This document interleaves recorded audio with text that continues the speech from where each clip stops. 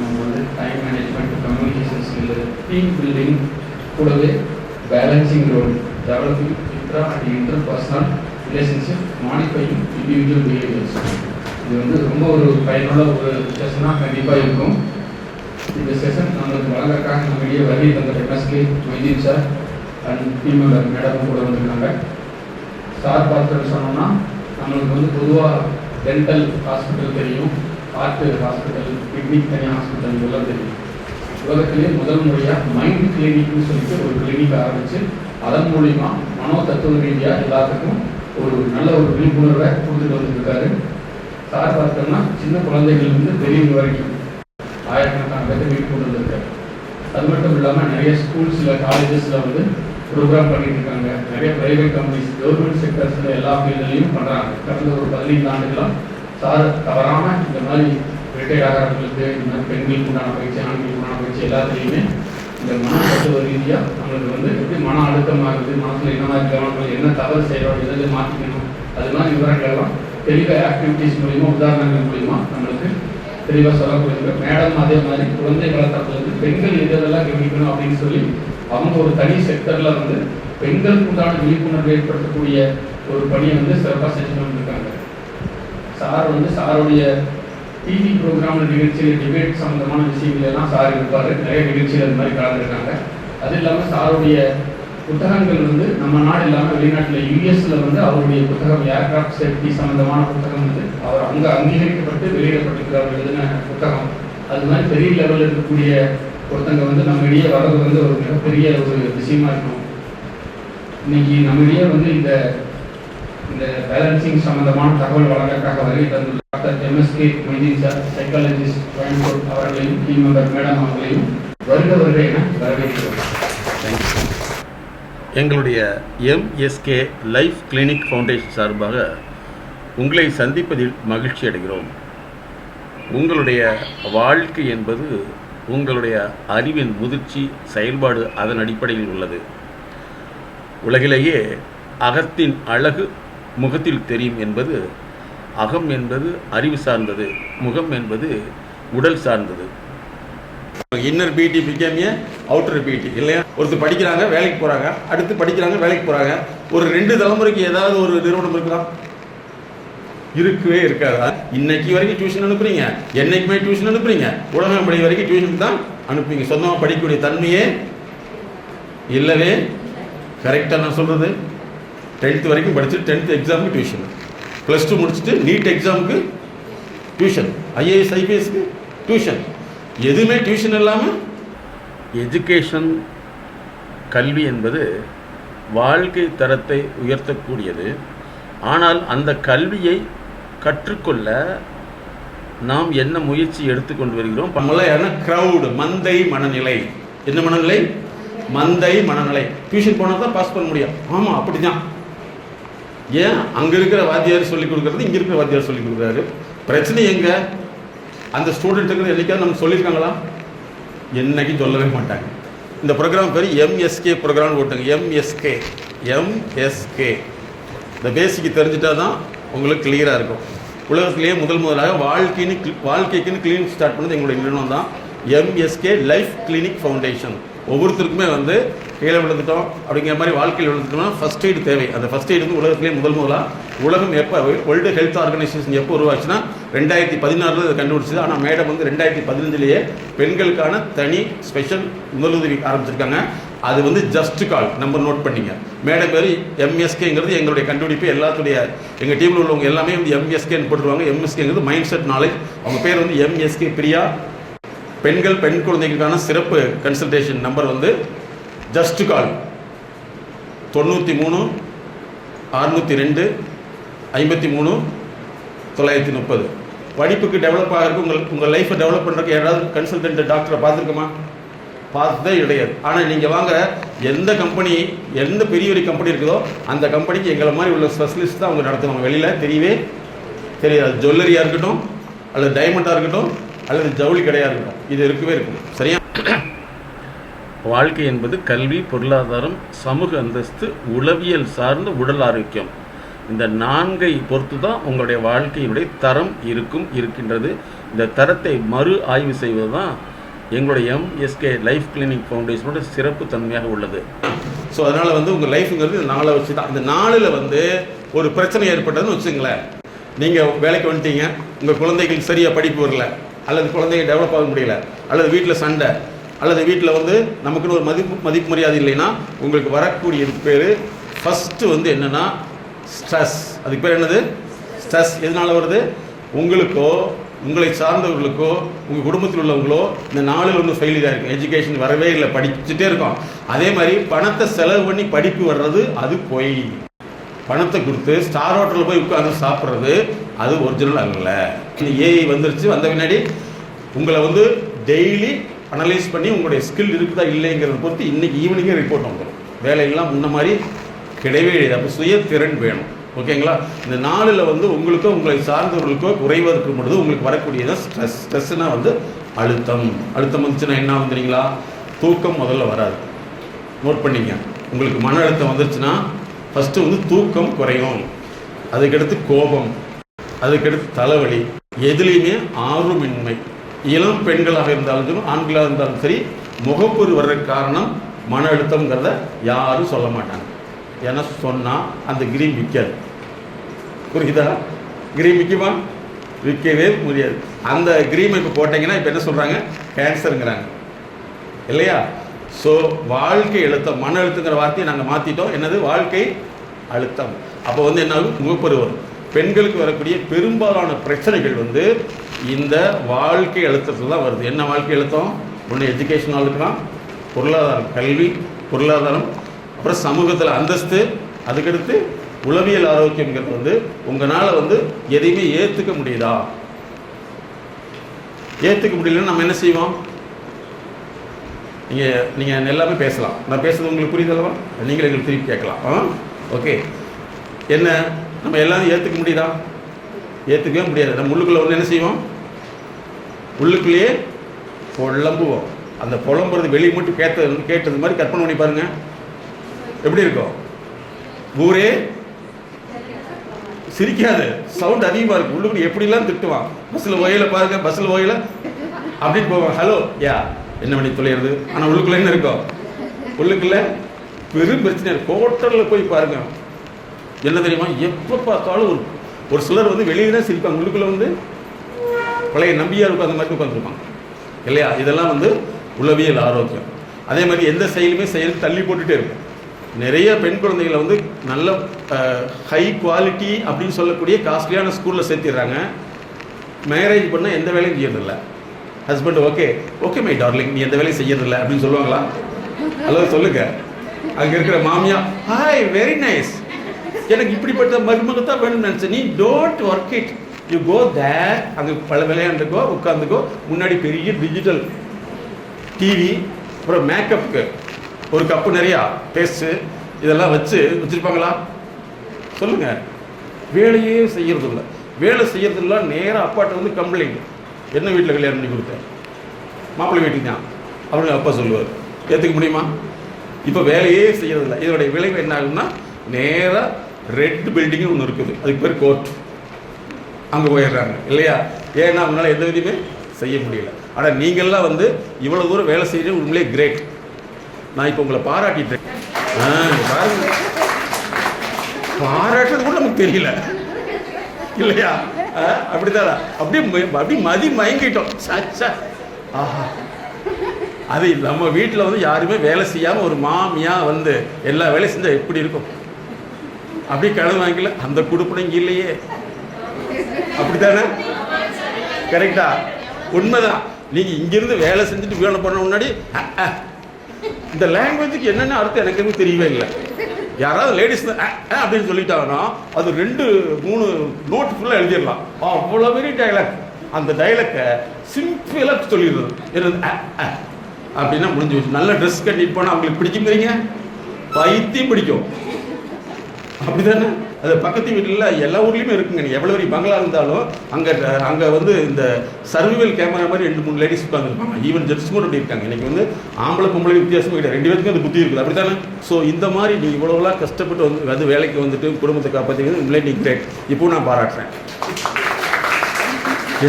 எல்லாத்தையும் சொல்ல வேண்டியது இருக்குது. ஏன்னா நம்ம பாராட்டி நம்ம பழகவே இல்லை. யாராவது பாராட்டியிருக்காங்களா? எவ்வளோ வேலை செஞ்சாலும் என்ன பெரிய வேலை, இதெல்லாம் ஒரு வேலையா? அப்படித்தான் என்ன செஞ்சாலும் சரி திருப்தியே இருக்காது. அது வந்து கல்யாணம் பண்ண ஹஸ்பண்ட் வீட்டில் வந்து நீங்கள் ஓடியே கொடுத்தாலும் இதெல்லாம் என்ன? கரெக்டு. இந்த கணவன்மாருடைய பிரச்சனை மாதிரி கரெக்டாக சொல்கிறாங்க. எங்கள் அம்மா வைக்கிற சட்னி மாதிரி இல்லை, நீ வச்ச பட்னி மாதிரி இருக்குது. ஆனால் உண்மையில் என்னென்னா, ஒரு வாழ்க்கை துணையினுடைய அருமையை எப்போ புரிஞ்சுக்குவாங்கன்னா, ஒரு 50-60 வயசு வகையில் வந்து உங்களுக்கு இணையான ஒருத்தர் உலகத்தில் இல்லைங்கிறத அவங்க புரிஞ்சுக்குவாங்க. அது வரைக்கும் நீங்கள் வெயிட் பண்ணி ஆகணும். ஓகே, அது வரைக்கும் எப்படி சார் கேரண்டியாக இருக்குது, வாரண்டியாக இருக்குது, ஒன்றுமே இல்லை, எப்போ கூப்பிட்டாலும் போய் சேர வேண்டியதாலும் அது வரைக்கும் நான் வெயிட் பண்ணணுமா?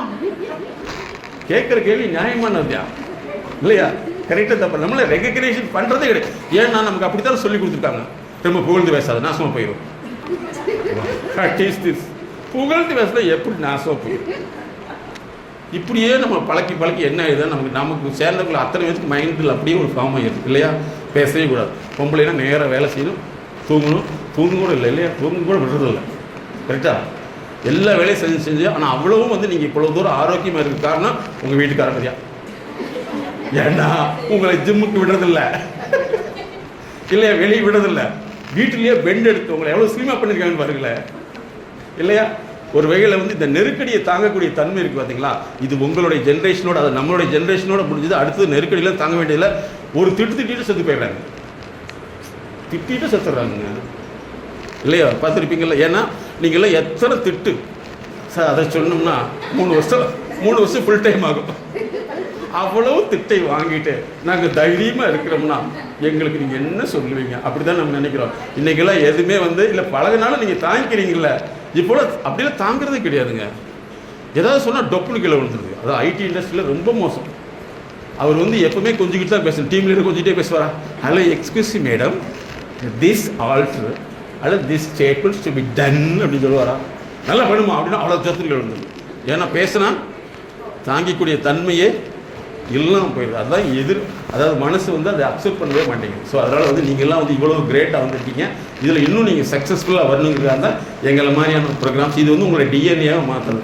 அதாவது 3 மாதத்துக்கு ஒருக்கா வந்து ஃபோனில் சாஃப்ட்வேர் அப்டேட் ஆகுதா இல்லையா? நம்ம ஏதாவது அப்டேட்டாக இருக்குமா? இல்லவே இல்லை. நம்ம எதெல்லாம் தப்பாக தெரிஞ்சோமோ அதை கரெக்டாக குழந்தைக்கு சொல்லி கொடுத்துறோம்.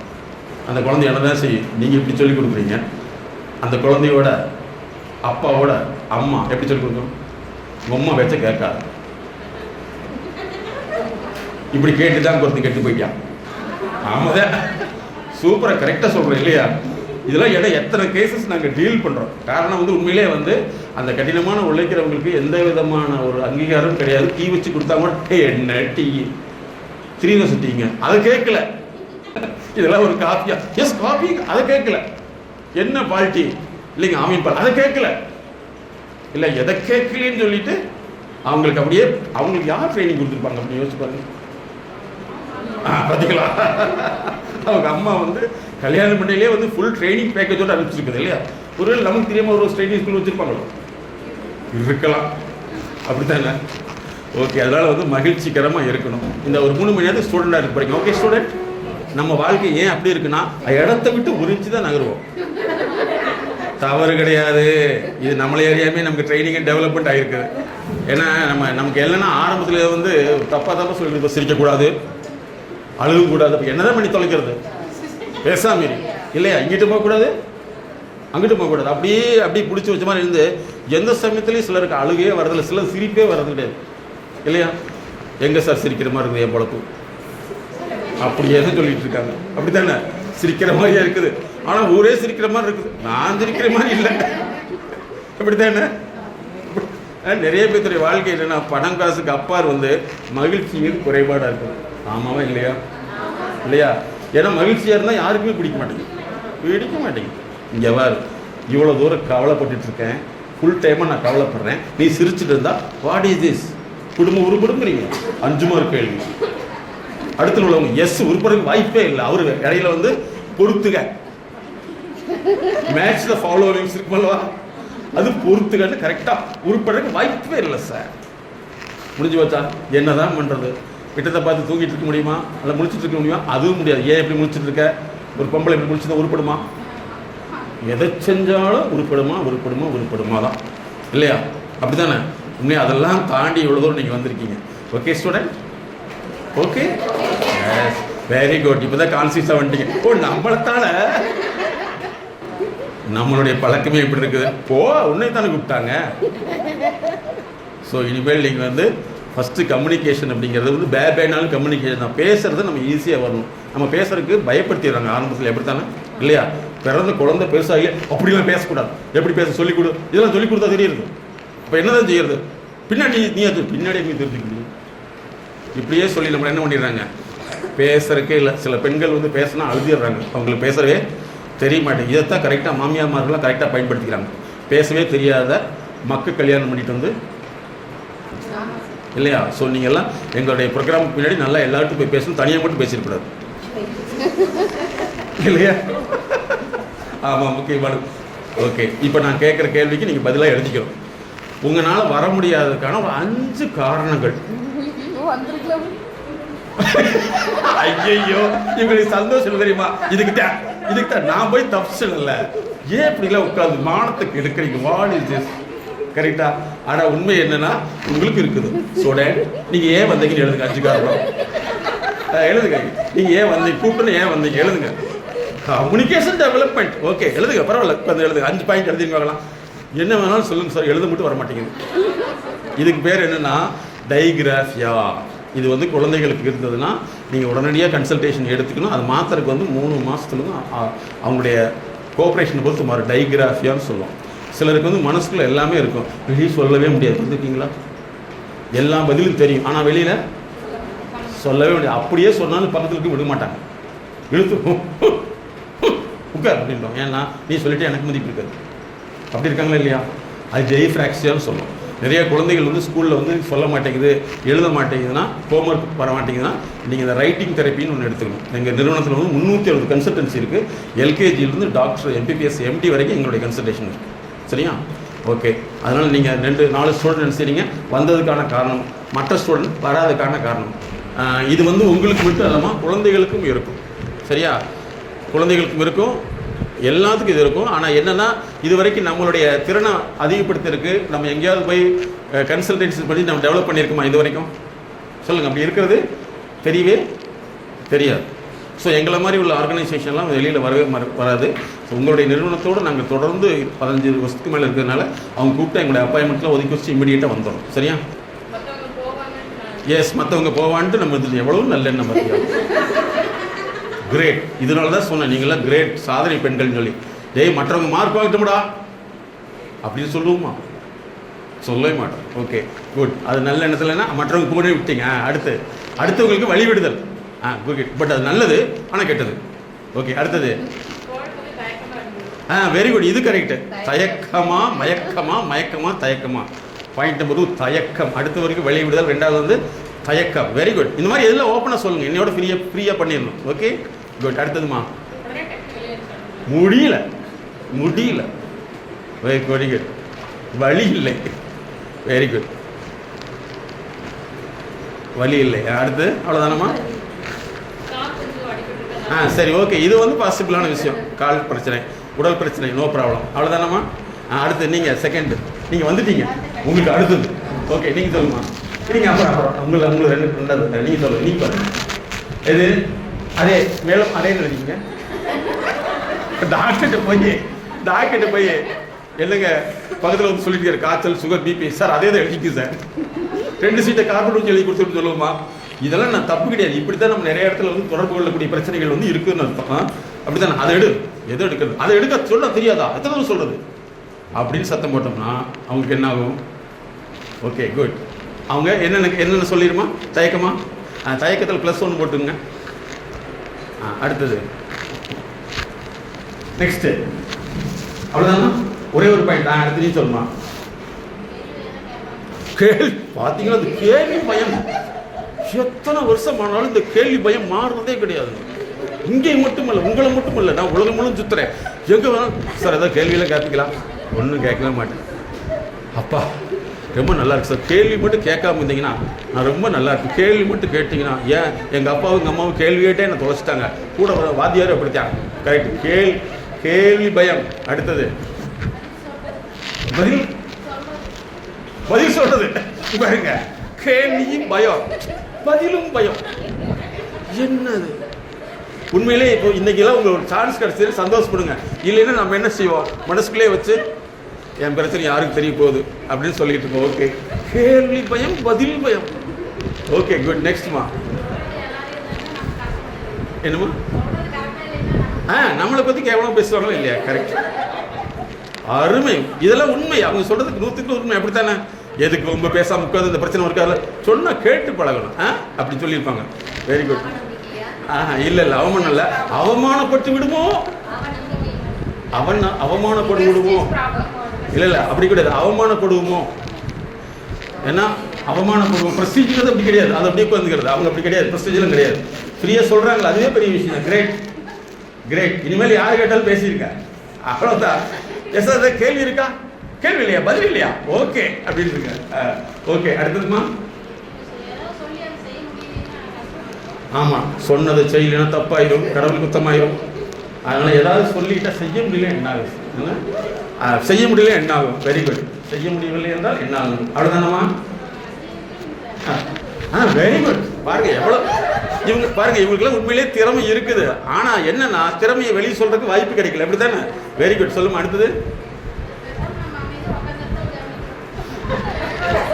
அருமை அருமை. பேசாம உட்கார்ந்தமா, கவனிச்சுமா, ஓவிதான. Very good. அமைதியாக கவனிக்கும். இது நல்ல விஷயமா, யாருக்குமே தெரியாது இல்லையா? எந்த ஸ்டூடெண்ட் கிளாஸ்ல கவனிச்சா பாஸ் மார்க் வாங்கிருக்கான், அவன் கவனிக்கிறதே இல்லை. எங்க கவனிக்கிற, வெளியே நடத்துனா கவனிக்கான். Very good, super. அடுத்தது நீங்க. என்ன கேட்பார்கள் கேள்வி தெரியவில்லை. கேள்வி. Very good. அடுத்தது பதில் தெரியாது. பாத்தீங்களா? பதில் கேள்வி கேட்பீங்க தெரியாது, பதில் கேட்பீங்க தெரியாது. ஏன்னா இது நீட் எக்ஸாம். ஒன்றும் இல்லைங்க, எம்பிபிஎஸ் சீட்டுக்கு உலகம் முழுவதும், இந்தியா முழுவதும் 1 லட்சம் சீட்டு. 24,000 பேர் எழுதுறோம், 24 லட்சம் பேர் எழுதுறாங்க. சரியா? சிஏ அது 24 லட்சம் பேர், எல்லாம் 20 லட்சம். அத்தனை பேர் என்னன்னா 2 தடவை ரிப்பீட். ஒரு என்ட்ரன்ஸுக்கு இப்படி போறவங்க மெயின் எக்ஸாம் பாஸ் பண்ண முடியுங்கிறீங்க, நினைச்சு பாருங்களேன். Okay, good. அடுத்ததுமா? அவ்வளோதானா? Very good. நெக்ஸ்ட் நீங்க.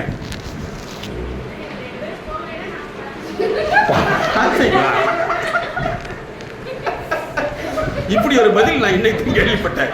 இந்த 2 பேரும் போகாம. Very good. அதுதான் உண்மை.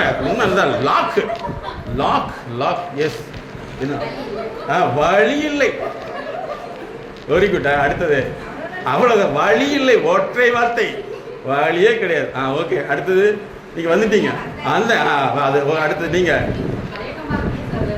தயக்கம் தான் பிரச்சனையே, பெரிய பிரச்சனையே. என்ன எல்லாத்துக்கும் தயக்கம் மயக்கம் 2 ஒன்றிணைந்திருக்கும். Okay, good. அடுத்ததுமா? அப்படி பின்னாடி. சை சையா சையா சையா சை. வெக்கம், அதுக்கு பேர். அடுத்தது.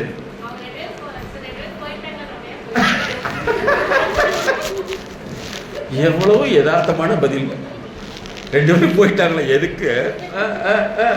சரி, ஓகே, அவங்களே செய்யட்டும். அடுத்தது நீங்க. தயக்கம் தான். Good good. அவமானப்பட்டுருமோ? Very good very good. உங்களுக்குலாம் இன்னொரு வேலை இருக்குது. ஓகே, அடுத்தது இங்கே அந்த சைடு வந்தாலாமா? அங்கிருந்து. வெரி குட், பரவாயில்ல, கிரேட். என்னம்மா? பயம். எஸ், பயம். அடுத்தது.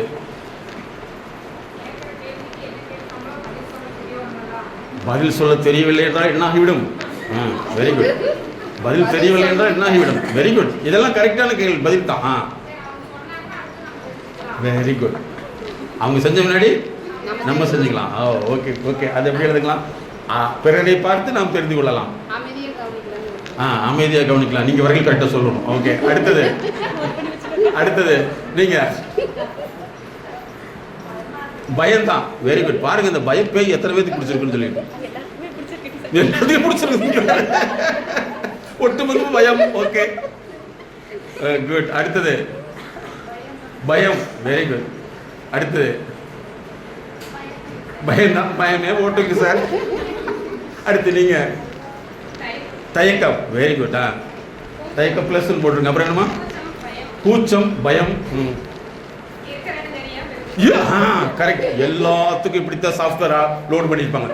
போனமா வந்தமா இருக்கிற இடம் தெரியவே கூடாது. இருக்கிற இடம் தெரியாம இருக்கணும். ஆனா என்ன சொல்லுவாங்க, நீ எல்லாம் இருந்து எந்த யூஸுமே இல்லை, இப்படியே வாழ்க்கை என்ன செய்ய பாருங்க. அடுத்த கேள்வி வருதா இல்லையா?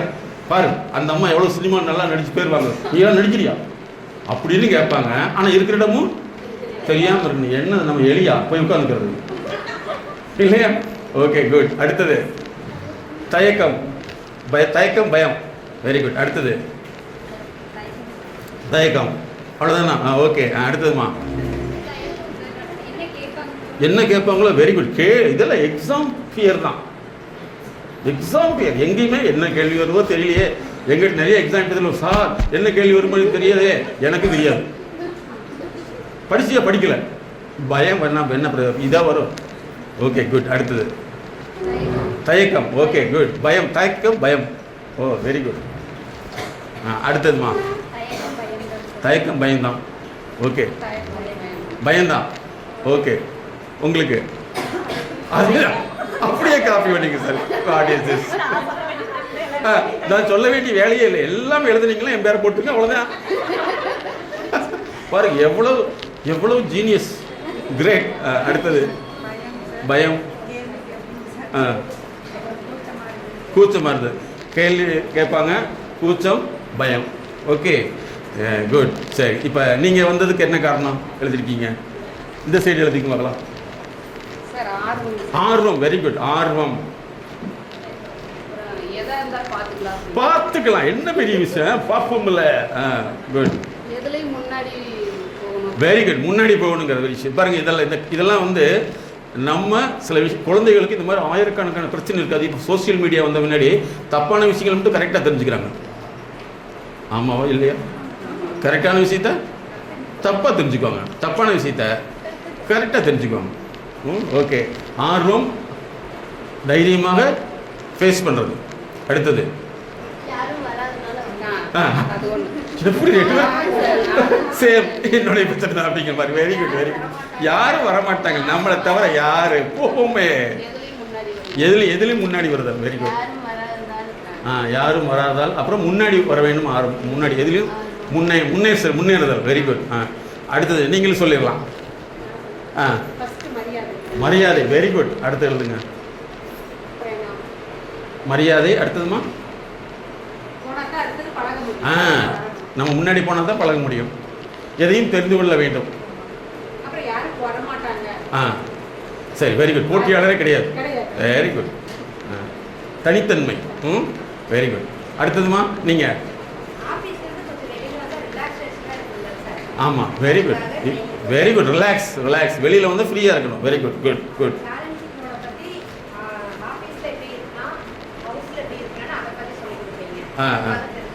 Very good, very. தெரிந்து கொள்ள ஆர்வம், தெரிந்து கொள்ள ஆர்வம். அப்புறமா அவ்வளோதான். Very good. எதையுமே தைரியமாக தெரிஞ்சுக்கலாம். Very nice, very nice. Good, good. அவ்வளோதானா? Very good. சரி, ஓகே. இப்போ எல்லாத்துக்கும் ஒரு கேள்வி. இப்போ இந்த மாதிரி பிரச்சனைகள் நம்ம லைஃப்பில் சால்வ் ஆகிருந்தால் இந்நேரம் நம்ம லைஃப்பில் என்ன மாற்றம் வந்திருக்கும்? நீங்கள் எழுதினவங்க இந்த லிஸ்ட்டில் உள்ளவங்க அத்தனை பேருமே நம்ம இந்த பிரச்சனைகளை நான் ஆரம்பத்திலேயே வந்து கிளியராக இருந்தோம்னா நம்ம இந்நேரம் எப்படி இருந்திருப்போம்? கரெக்டா? எப்படி இருந்திருப்பீங்க சொல்லுங்கள். ஒரு நம்மளால் கற்பனையே செய்ய முடியல சார். எப்படித்தானே? இதனால் உங்களுக்கு என்னென்ன பாதிப்பு வந்தது? ஏன் அப்படின்னா, ஒன்று நீங்கள் தெரிஞ்சுக்கணும். ஃபஸ்ட்டு வந்து நம்ம அடுத்தவங்கிட்ட தொடர்பு கொள்வதில் வந்து நீங்கள் முதல்ல வந்து முன்னாடி போய் பழகிடணும். சரியா? அதுக்கடுத்து வந்து உங்கள் ஆஃபீஸில் எந்த வேலை கொடுத்தாலும் அந்த வேலையை தெரிஞ்சுக்கணும்னு ஆர்வப்படுங்க. ரெண்டாவது, கூட இருக்கும் எப்பவுமே வேலை செய்ய மாட்டாங்கிற ஒரு விஷயம் தெரிஞ்சுக்கணும். Very good. செய்யவும் மாட்டாங்க, செய்யவும் விடவும் மாட்டாங்க. இவங்களை வந்து நீங்கள் கண்டுக்க வேண்டிய அவசியமே இல்லை. ஏன் அப்படின்னா எப்பவுமே வந்து முன்னேறக்கூடியவங்களை கண்டா மற்றவங்களுக்கு பிடிக்காது. நீங்கள் உங்களுக்காக வேலை செய்கிறதே இல்லை, உங்களோட டிஎன்ஏவை மாற்றுறீங்க.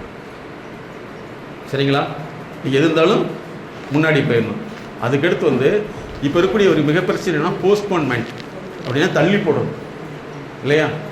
தள்ளி போடக்கூடிய பழக்கம் உங்களுக்கு இருந்ததுன்னா அது வந்து என்ன ஆயிரும்னா டிப்ரெஷனை கொண்டு வந்துடும். இன்றைக்கி செய்வேனா நாளைக்கு, நாளைக்கு செய்வேனா நாளைக்கு அப்படின்னு சொல்லி தள்ளி போடக்கூடியது. அதை வந்து நாங்கள் என்ன சொல்கிறோம்னா, தள்ளி போடுறதுங்கிறது வந்து நீங்கள் ஒரு விஷயத்தில் வந்து உங்களை கொண்டு போய் அங்கே சேர்த்ததில் உங்களுக்கு ஏதோ தடை இருக்குதுன்னு அர்த்தம். அந்த தடையை வந்து எப்படி நீக்கணும்னா, நீங்கள் போய் ட்ரை பண்ணி பார்த்து அதில் ஃபெயிலியர் ஆச்சுன்னா அதை சேஞ்ச் அவுட் பண்ணலாம்.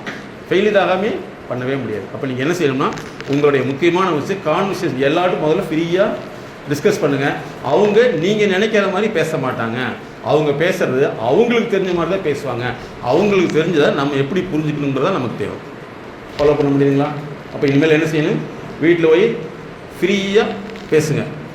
உங்கள் வீட்டில் உங்கள் ஹஸ்பண்ட் இவ்வளோ தூரம் ஃப்ரீயாக பேசுகிறீங்க, அதுக்கு என்ன காரணம் கேட்டால் என்ன மட்டும் சொல்லிடாதீங்க.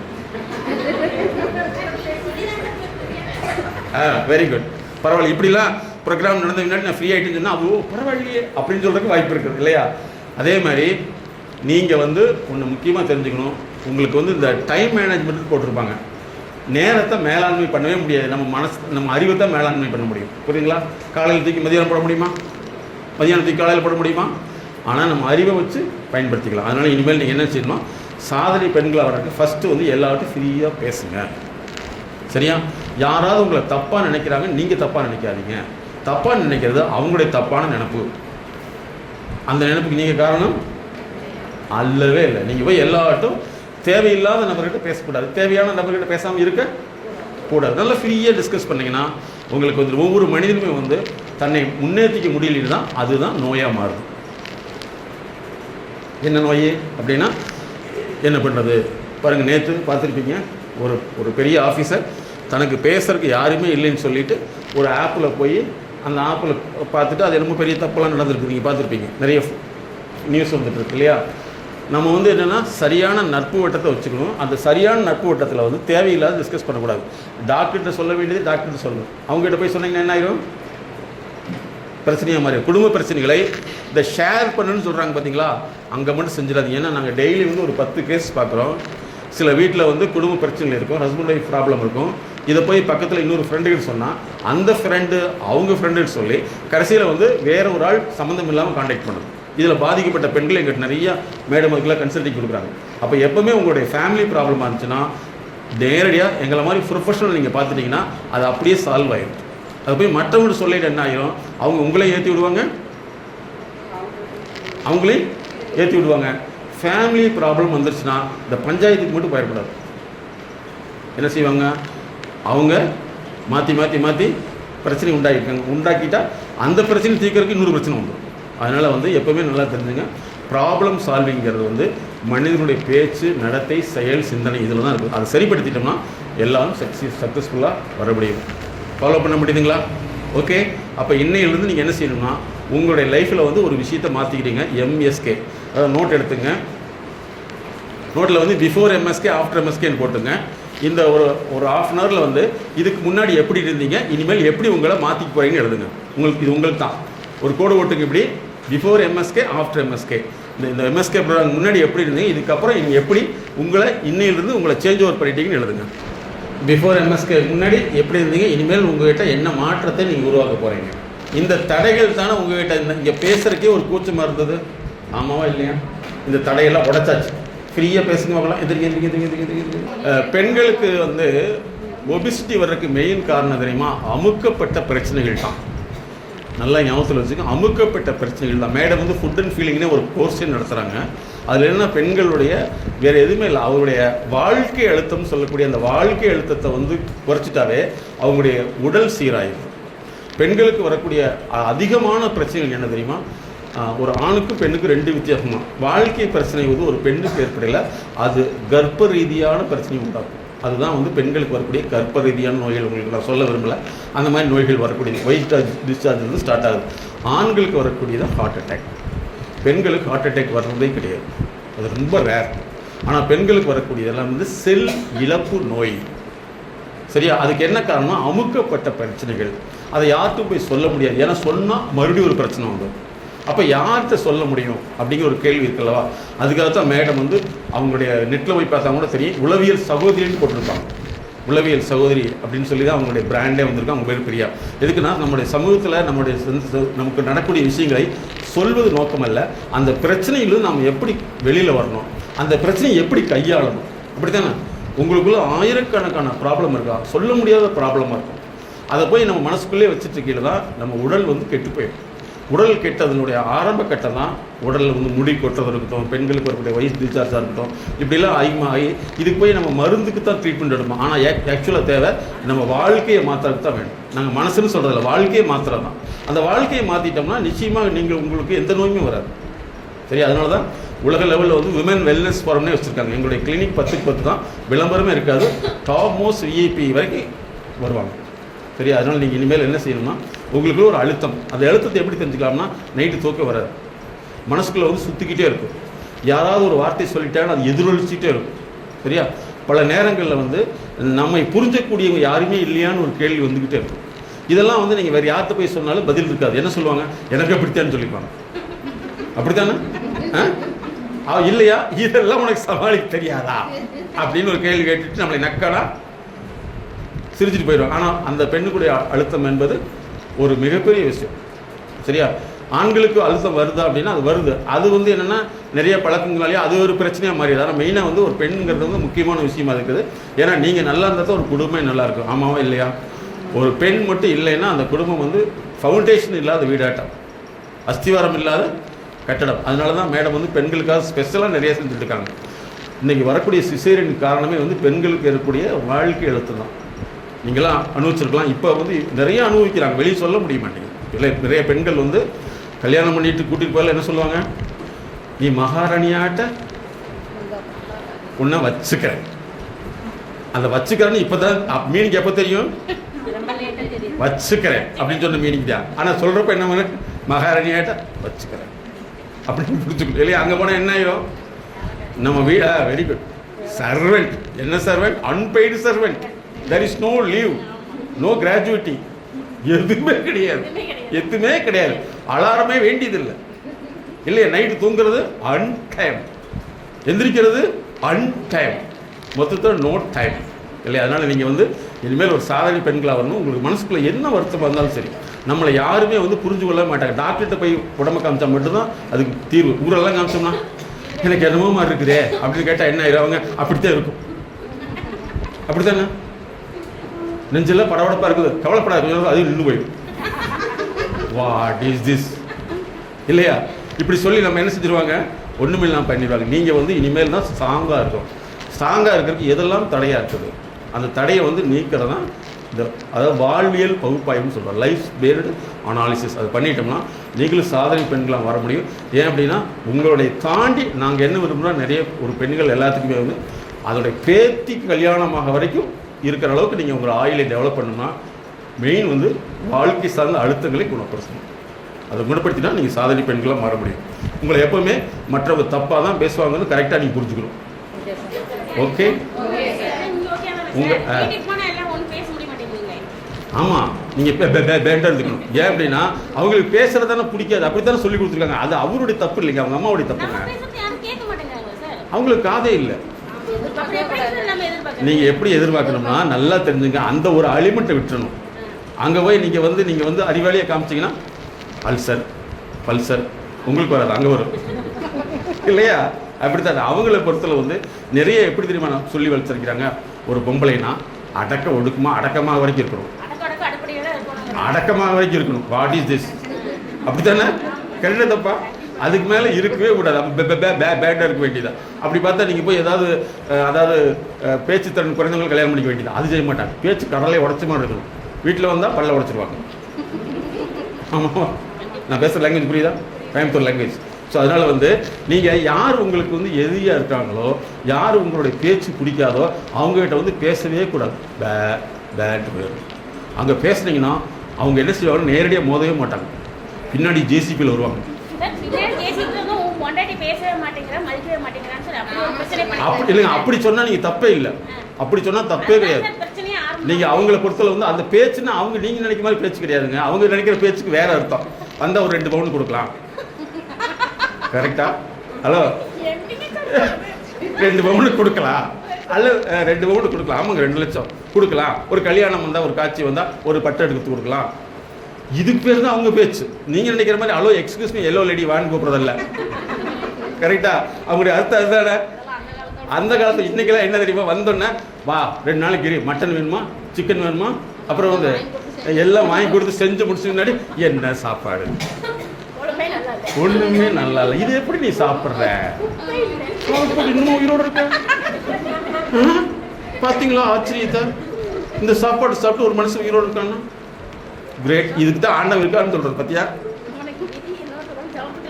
என்னது, அது அவங்களுக்கு தேவையில்லை. அவங்களுக்கு தேவையில்லை தெரியுமா, அவனை பார்த்து 2 வார்த்தை நடுக்குன்னு கேட்டுட்டா வந்த வேலை முடிஞ்சு. கிரேட். 10 வச்சுட்டு போயிட்டா நிம்மதி. அதனால வந்து எப்பவுமே நீங்கள் புரிஞ்சுக்க வேண்டியது கம்யூனிகேஷனில், கான்வர்சேஷனில் நம்மளுக்கு யார் பிடிக்காதோ அவங்ககிட்ட போய் நம்ம வந்து ஊமையாக நினச்சி கெட்டவே நினைச்சா பரவாயில்ல, நல்ல பேர் எடுக்க ட்ரை பண்ணக்கூடாது. ஓகே, மனப்பாடம் பண்ணிக்கிங்களா? நல்ல பேர் எடுக்கிறதுக்கு ட்ரை பண்ணிங்கன்னா அவங்க ஆல்ரெடி அப்படி யோசிச்சு இருப்பாங்க. அவங்க எவ்வளோ தூரம் நம்மளை மோசமாக பேசுகிறாங்கன்னு நீங்கள் தப்பிச்சிட்டிங்க. நல்லா பேசிட்டா தான் ஆபத்து. ஏன்னா இப்படி நல்லா பேசுகிறவ கண்டிப்பாக அவனை மயக்கியிருப்பா. யார? வீட்டுக்காரனா. ஏன் சிரிக்கிறீங்க? இப்போ தான் தெரியுது. இவ சொன்னால் அவன் கேட்குறான்ல, என்ன அர்த்தம், நம்மளே இப்படி ஆட்டி படைக்கல, அவன் ஒருத்தர் என்ன தான் செய்வான். அதனால் எப்போவுமே நீங்கள் தெரிஞ்சுக்க வேண்டியது வந்து இந்த மாதிரி நம்மளை இட்டு பேசுகிறவங்களை வந்து நீங்கள் அவங்க திறமையை காமிக்காதீங்க. அந்த இடத்துல வந்து யூ பிகேம் ஏ ஐடல். பேசாமல் இருந்துக்கணும். அப்புறம் நம்மளுடைய திறமை எங்கே தேவைப்படுதோ அங்கே போய் பயன்படுத்திட்டு, ஏன் அப்படின்னா பலருக்கு வந்து திறமையாக இருக்குது பிடிக்காதுங்கிறது ஒரு வியாதி இருக்குது. அம்மாவா இல்லையா? இல்லை ஏதாவது பாதிச்சவங்க ஒரு சொல்லுவாங்களாம், இப்படிலாம் ஒரு பாதிச்சிருக்குன்னு சொல்லிட்டு. அப்படி தான் சார் நான் பேசுகிறேன். சொல்லுங்கள், எப்படி ஒரு எக்ஸாம்பிள் சொல்லுங்க வரலாம்.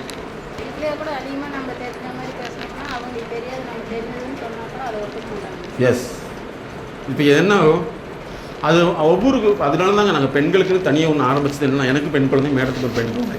ஒரு பெண்ணை பிறந்தனால நாங்கள் ஈஸியாக உங்களால் புரிஞ்சுக்க முடியும். கரெக்டாக தப்பா இல்லையா? என்னுடைய பொண்ணை நான் எப்படி விரும்புகிறனோ அதே மாதிரி தான் எல்லாத்தையும் விரும்புகிறேன். ஏன்னா நம்ம பொண்ணு தான் நம்ம கண் முன்னாடி நிற்கும்.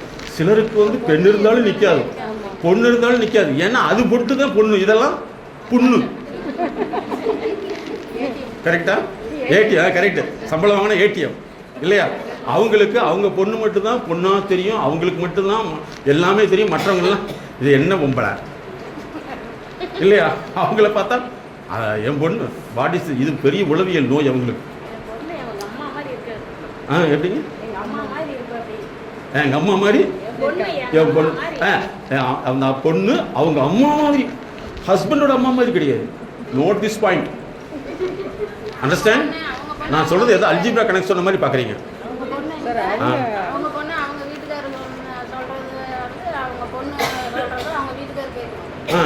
கரெக்ட். ஆமாம், மருமகன் வந்து மாமியா சொல்றத கேட்கணும், அவங்க அம்மா சொல்றத கேட்கக்கூடாது. அதாவது பொண்ணோட மாமியா சொல்றத அவங்க கேட்கக்கூடாது. ஆமாவா? கரெக்டா? இப்படி வந்து எத்தனை நாள் ட்ரைனிங் கொடுத்து வச்சிருக்காங்க பார்த்தீங்களா இல்லையா? அப்படி தானே?